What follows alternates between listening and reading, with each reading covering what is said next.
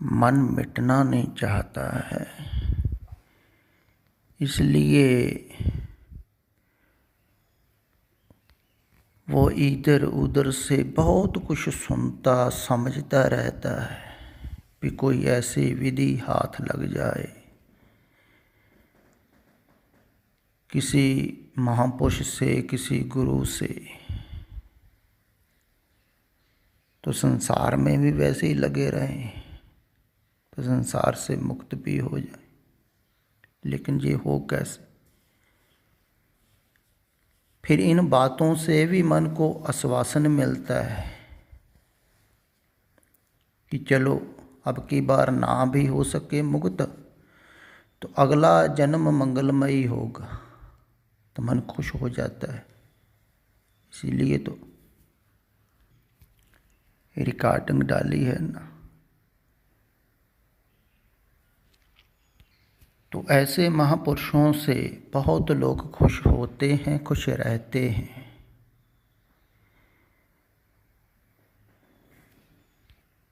क्योंकि ये बिल्कुल छोड़ने को या मिटने को नहीं कहते,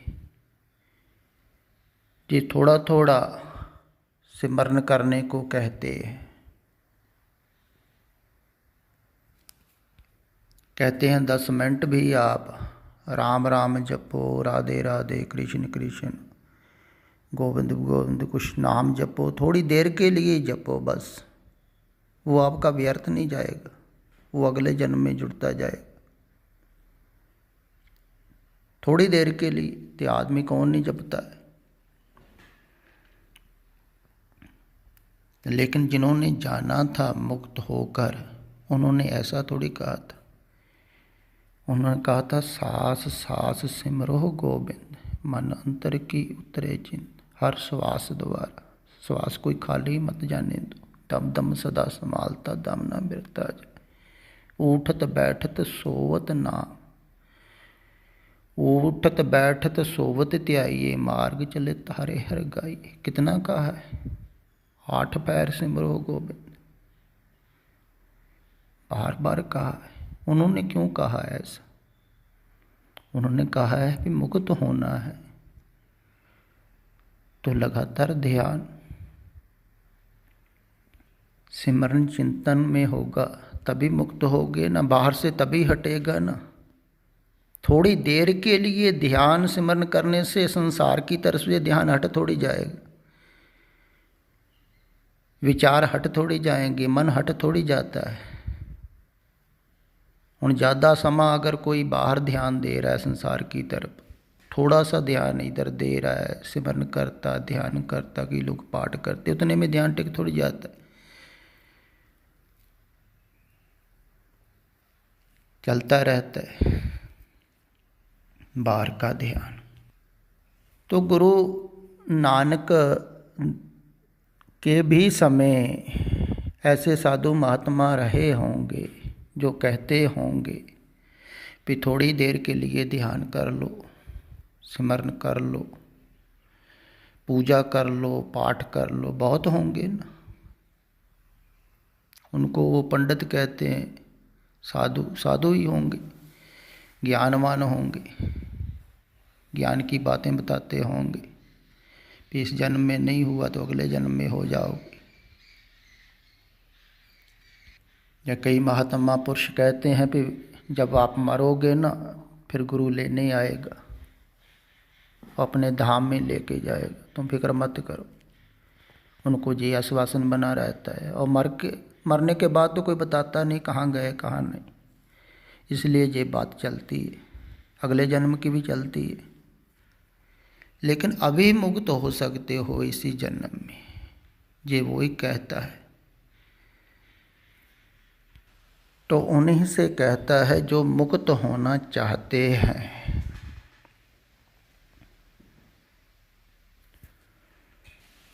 फिर जो वास्तविक में मुक्त होना चाहते हैं ना, जिन्होंने संसार देख लिया, भोग लिया, जान लिया,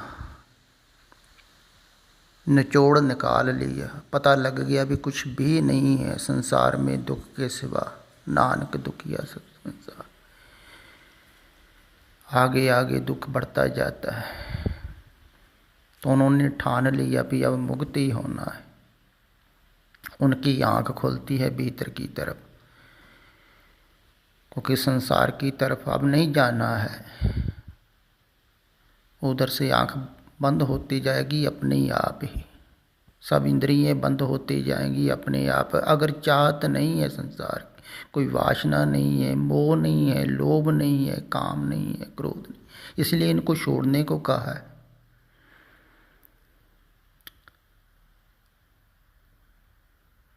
तो अपने आप ही अंदर की आंख खुलती। लेकिन जो मुक्त नहीं होना चाहता है, अगर संसार में इच्छा है, लोभ मोह वैसे ही है, कई सुन रहे हैं, उनका संसार से अटैचमेंट वैसे ही है, लगाव वैसे ही है, वैसे मन चल रहा है, वैसे मोह, कुछ फर्क नहीं पड़ रहा है, बाहर से कुछ नहीं हटा रहे हैं। वो जन्मा जन्मांतर तक सुनते रहे, उनको कुछ समझ में नहीं आएगा। अंधे ही एक न ला गई जो बांस बजाइए फूक। उनको बहुत पुकार के सतपुरुष पीछे भी कहते रहे, तो कहते रहेंगे, लेकिन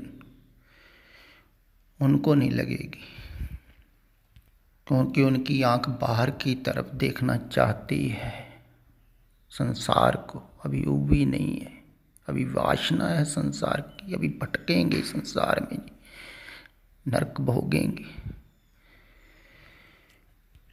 कहते ना, खी देखना रज्जिया बहु रंग तमाशे, जिनकी नहीं रज्जी है, रंग तमाशे देख देख के अभी भरे नहीं है, वो भटकेंगे अभी संसार में। वो सुनते भी रहें, कुछ असर नहीं होगा उनको। वो पूछते रहेंगे परमात्मा कौन है, गुरु कौन है, तो उनको समझाओ भी, वो समझ के तल पर लेकर घूमते रहेंगे कि समझ लिया हमने, ज्ञान हो जाएगा, लेकिन गिरेंगे वो कुएं में ही। जैसे कबीर जी कहते हैं ना, हाथ दीपक कुएं पर। अंधे हैं ना, फिर अंधों को दिखाई तो देता नहीं है, इसलिए पूछते हैं, अंधे ही पूछते हैं। जिसको दिखाई देता है वो थोड़ी पूछता है। अगर वो पूछता भी है, वो चलने के लिए पूछता है। देखो, जिसके अंदर प्यास होती है, जैसे जे गुरमुख प्यारे ने पूछा है, ये वास्तविक में जिज्ञासा वाला सवाल है, जिज्ञासु है। चलने के लिए पूछा है, चल रहा है, चलने में रुकावट आ रही है, तो पूछा है कि आपने कहा है कि कुछ नहीं करना है, बाहर से मन को रोकना है, विचारों को रोकना है। कभी कभी तो रुक जाते हैं थोड़ी देर के लिए, लेकिन फिर भी ख्याल कहीं ना कहीं लग जाता है विचार पर। जहाँ श्वासों पर चले जाता है ध्यान, जहाँ शब्द पर चले जाता है। पहले आप कुछ ना करने की जो दो स्थिति हैं वो समझें। आखिरी स्थिति में कुछ ना करना वास्तविक होता है, क्योंकि वहाँ करने वाला नहीं होता है, वहाँ करता नहीं होता है। जहाँ करता नहीं होता है तो वहाँ स्पष्ट साफ दिखाई देता है भी कुछ नहीं करना है, कुछ करने से कुछ होता ही नहीं है। इसलिए वो सतपुरुष बार बार कहते रहते। तो पहली स्थिति है कि जब साधक कुछ करता है तो उसको भी कहा जाता है भी कुछ नहीं करना है। तो उसका मतलब ये नहीं है कि साधक कुछ नहीं करता है। अब ध्यान हटाना भी तो कुछ करना ही है ना, विचारों को हटाना, मन को हटाना संसार की तरफ से, ये भी तो कुछ करना ही है ना। ना करना तो नहीं हुआ। ना करने का अर्थ है करना तो है, लेकिन ये जानता रहना है, जानते रहना है कि मैं कुछ नहीं कर रहा, कर्तापन मजबूत नहीं करना है। तो मन को टिकाने के लिए कुछ न कुछ सहारा देना पड़ता है, क्योंकि मन बिना सहारे के नहीं टिकता है। इसीलिए कहा है ना, जो मंदिर को थामे थमन, त्यों गुर का शब्द मनि स्थमन। शब्द जैसे ये कोई सुनता है प्यार से, उसका मन टिक जाता है शब्दों पर। तो एक शब्द पर भी टिकना हो सकता है अगर कोई ध्यान से शब्द को जाप कर रहा हो, चिंतन कर रहा है। तो बाहर से हटाना भी है तभी मन टिकेगा ना। अगर बाहर से कोई हटाएगा नहीं तो टिकेगा ही नहीं। हटाने को कोई कहता नहीं, कहते जपो राधे राधे राम राम नाम नाम वाहेगुरु वाहेगुरु जपी जाओ। लेकिन हटाओ, मैं कहता हूँ हटाओ। अगर जपना है तो हटाना ज़्यादा काम आएगा। जैसे कहते हैं ना, परहेज ज़्यादा करो तो दवाई ज़्यादा काम करती है, कम खानी पड़ेगी दवाई। नाम दारू परहेज करो, क्योंकि नाम भी संसार से मन को हटाने के लिए जपना है, हटाने के लिए ना, विचारों से हटने के लिए। तो हटाओ, ज़्यादा ज़्यादा टिकेगा। तो श्वासों पर भी टिकता है मन। श्वास ज़्यादा सहयोगी है। मैं बहुत बार कहा है पीछे भी श्वासों पर ध्यान लगाओ। चलते रहते हैं सदा ही, कुछ माला पकड़ने की ज़रूरत नहीं है। आते जाते श्वास को निहारते रहो, देखते रहो। श्वासों पर भी लगा सकते हो। हाँ, किसी की ये आदत है कुछ जाप करने की तो जाप भी कर सकता है, लेकिन मन हटाना है बाहर से, ये ख्याल में रखना है। तो कहीं ना कहीं टिका सकते हैं आप, जिसका जहाँ टिकता है। हर एक की विधि अलग होगी टिकाने की, लेकिन बाहर से हटाने की विधि सभी की सेम होगी। टिकाने की विधि अलग अलग होती है, हटाने की तो सेम ही होगी, सभी की एक जैसी होगी।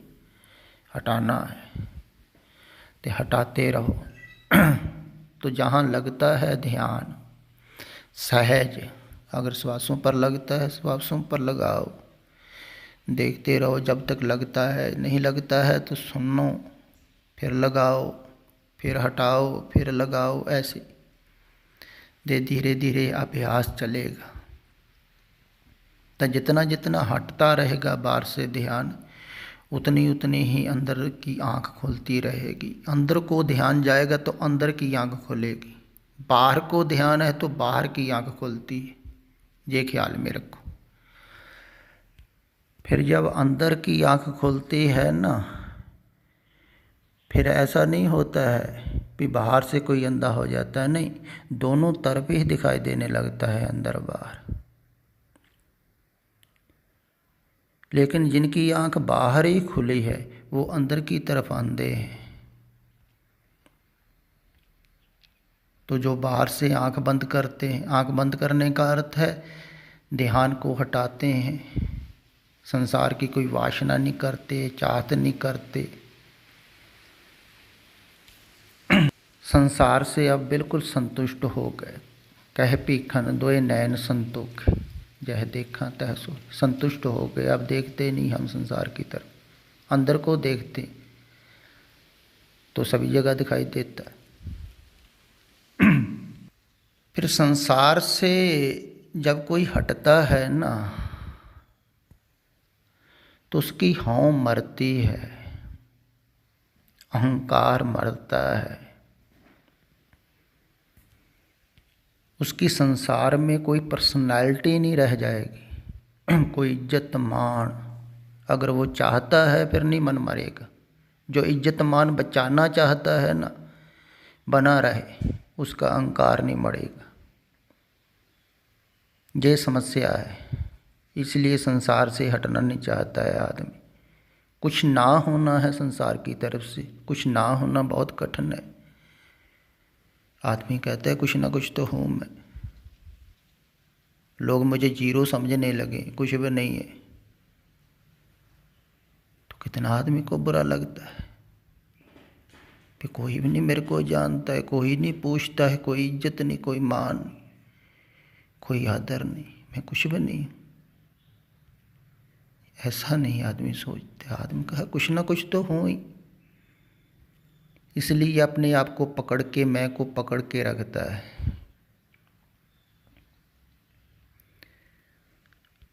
उसके सहारे मन चलता रहता है, अपनी इज्जत बचाता रहता है, मान बचाता रहता है, संसार से तालमेल रखता है, परिवार से रखता है, अपनों से रखता है। भी कोई भी अपना रहा तो मेरा क्या बनेगा, डरता है। इसीलिए उसकी बाहर दृष्टि रहती है, निगाह बाहर रहती है, बाहर को देखता रहता है, सोचता रहता है, विचारता रहता है, अंदर की तरफ नहीं जा पाता है।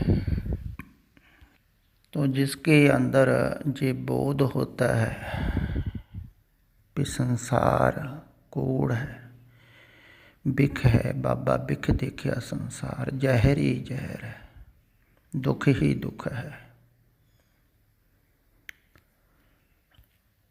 ये ध्यान रखें। पहले संसार का ज्ञान होता है, संसार की असलियत का पता लगता है, वो बाहर का ज्ञान होता है, वो भी गुरु से मिलता है। फिर अंदर का ज्ञान होता है, उसको ब्रह्म ज्ञान कहा है।